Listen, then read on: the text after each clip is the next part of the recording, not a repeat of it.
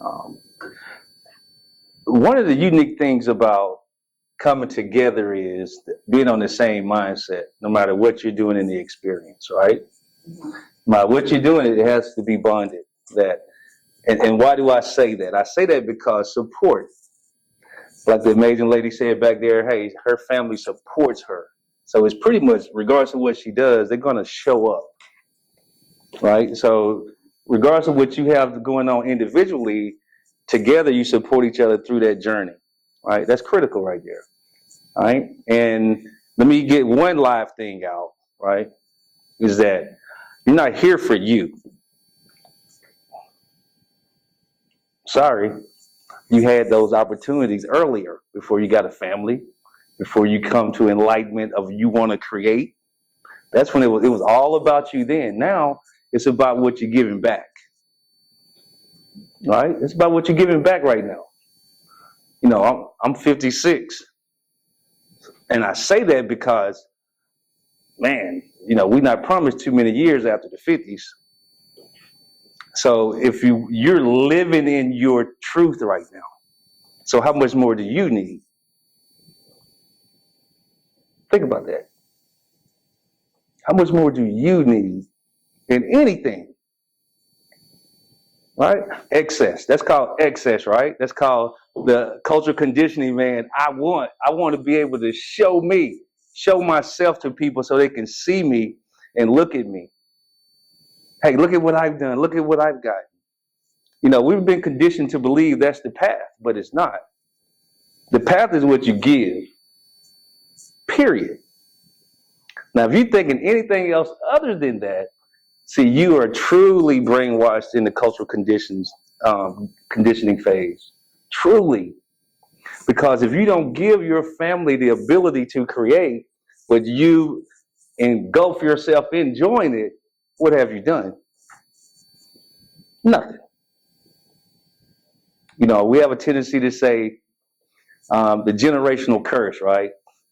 That's crazy talk to me. It is.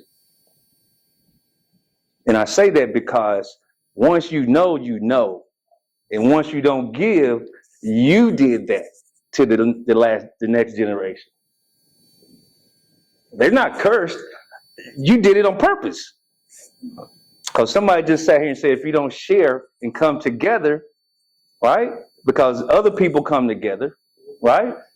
Then what, you're denying the generation. So it's not a curse. That's purpose. You did it on purpose because you knew, right? So whenever you come to something like this and you have a great vocal mouthpiece, you know, and Andrea, 100%, right? I think we just start talking, and I am how I am. I really don't care what people think about me, right? I am how I am, but I'm good, and I know that. So, you know, you have to just roll with it. And I'm always going to be truthful, and I will challenge you. You said you wasn't a good public speaker. You did pretty good. Yeah, that's it. That's all it's about, getting up and be present in your moment. And I say that because as you look at this sheet that we have right here, it says the why, right? And I'll just let you know a little bit, itty bitty about me, but I don't care about that stuff, right? Because I am who I am right now. So I got like 28 years of military service. I worked for the Department of Defense quite a few years as a global trainer, right? Different sales. I worked at Walmart for a hot second when I first got out. Yeah, I did. I don't tell that story too much, but it helped. It helped shape me, right? I was an assistant store manager. You remember they used to have that back in the day, right? And I was at night shift. I was fixing the store back, right? Oh, Lord. But I was real good at it. And then I went into Department of Defense, brought me in to do modeling and simulation, like create computer code. I didn't know how to do that crap, but I figured it out. And they made me a site manager. I'm like, me? Really? Okay, got it. And then they said, hey, we want you to go do something bigger for the Army. So I did that. And then I said, man, that's enough of that crap. So Advent Health, you know that in Florida, right? Advent Health, they're pretty big. They say, hey, we need a regional manager to manage between Jacksonville and Sanford, Florida. And we want you to do it. Okay, cool. So I manage 8 campuses. They're training for doctors, nurses, medical simulation, etc. That's that type stuff, right? Cool, got it, whatever. I knew one thing about the healthcare system. They love commas after their name. They love it. I'm talking, if they hadn't done it in 20 years, they love that 20-year-old comma, right? And can't stick anybody. Like, don't want them to have a needle. So it's not about those things, right? So I don't really care about any of that stuff. And I would tell you that, and I just did this since February. So I left big business and I bet on myself, right? And I wrote 5 books. I just about to publish one, which I bought some with me. And it's my bubble opinion. But it's about having your mindset and loving yourself properly right first. Because guess what? Let's be truthful now. You create a $50 million investment group. You still individually had the tendencies to do what you was conditioned to do with that wealth. And it's not your fault. You just auto action. Look at me. Hold up. Wait a minute. It's about me. It's about me. See, I said in the beginning, it's not. Because once you become enlightened, I don't care if you're 15, it's not about you anymore. Right? It's about making sure those that are coming get it. Because if they get it, I think one of the things that the Bible says is you teach folks to fish. That's true. That's 100% truth. Teach them to fish, man. You teach them to read. You teach them. Take ownership in your kids. Stop dumping them off on the school system because they don't care as much as you do. Right? Well, if you know how to count, sit down with your children or the folks, those teenagers around you that we talk about. Man, the teenagers nowadays, the last generation say the same thing about us. Wow. But one thing that is true, they're more informed now, so they're a little bit more independent from our mentorship and guidance. All right, so hey, I can find out what I need to right now. I didn't have to wait till the next school day to get with folks who might have it to influence my behavior. And now I can get it immediately. And guess what? The source is critical to be good. You got to have that good source within you, right here. What help you make your decisions? Why are you even here? Why do you want to invest your hard-earned money over all those years and opportunities and attempts to? Why do you even want to invest your money now? Why? Why do you want to invest your time? Why do you want to give somebody else your money to make the decisions that you know they already culturally conditioned to make decisions with your stuff? You want to do it because you have that caring heart within you to care somewhat. You just got to pinpoint it, right? Everybody has to pinpoint it. And that's what I'm here for. I'm not, you know what? I can teach you how to do options. I can teach you how to do these things. That's a whole different can of worms.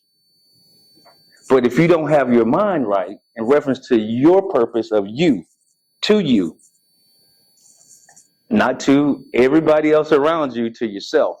And you have to stand firm in that. Because that's what you will start to do immediately once you identify your why. Right? Why do I believe what my mama told me? And I still do it. And I'm just winging and hoping and praying it don't fail. But my mama told me that because she needed to control me 40 years ago. So the best way to control is autopilot. Everybody agree with that? So if I tell you something and you do it, I ain't got to manage you as much. Right? The only thing I got to say is warn you. Right? So we pass those traditions. We pass those. My mama said, my daddy said, my grandmama said. Right? And that might have worked for them in their timeline. Might have worked perfectly, rather. Right? Yeah. But think about it. You got to ask why on everything that you believe in. Now, it's not to minimize anything your mama and daddy them told you to do, right? Because they might have been in a situation where they needed to give you something to control you enough so they can do what they had to do. Perfect. But it might not be a life lesson to carry on forever. Right? It was just there for that moment. Boom. Hey, it worked on you. Hey, you follow instructions. So let me give them to you. You have to ask that. Why? Because that generation that we're bringing up, if they never ask why, look who's going to tell them their why. Now, that's what you should be afraid of, because they got access to the world. And not just, I'm saying young-minded, not in age.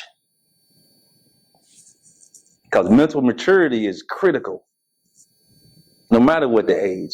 Because I can be 56, man, and I'm doing what people that are not 56 is doing. All right? So when you come together, you got to know your why. And it's baby steps, man, because I tell you what, it's painful to believe that you can do something and people around you should accept you because they have a title or they support you. You know if they truly support you. You got to know. You got to know. So that way you can move forward on what your passions are. You know, you have to. And I say that because it's gonna make a difference when you're investing your money and losing all of it. What's your passion is about you saying, hey, look at me? Or is your passion about changing that generation that needs it? So anybody knows starting a business or investing, man, it's painful, right? For a minute. It's a lot of work goes into it as well. But as you understand your why, you're okay with it without emotion. Without emotion. Just think about what you do and you don't even think about it emotionally. That's what you got to have within you on everything you do. You know, people say, well, I always have to say the 180, right? Well, you got to care. Nobody say don't care. Well, you got to be respectful. Nobody say don't be Nobody say don't to be disrespectful. Nobody say be disrespectful to folks. That's crazy talk. Well, you selfish. I am. Because if I don't make sure I got my why, how can I teach you how to have yours? It's the source. What kind of source are you, right? You have to think about that. Because, man, hey, come on now. As we grew up, everybody got something to say about how we're supposed to live our lives.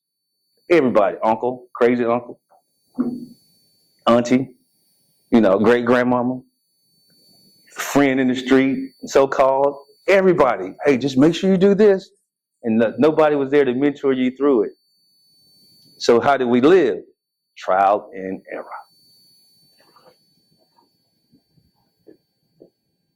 You should have enough of that crap. And that's why you know your why. You start discovering your why. Say, man, I'm tired of trial and error. And the best way to do that is learn yourself. About your passion. About your why. Everybody agree with that a little bit?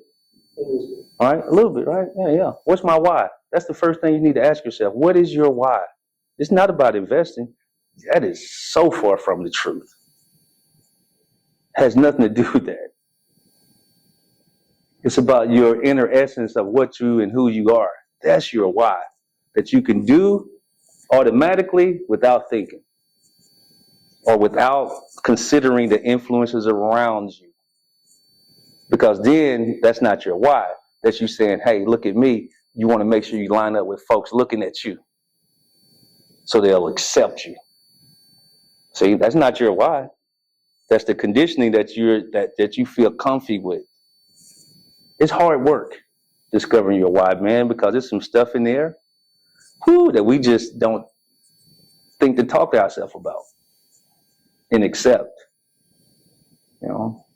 So that's one thing, your why.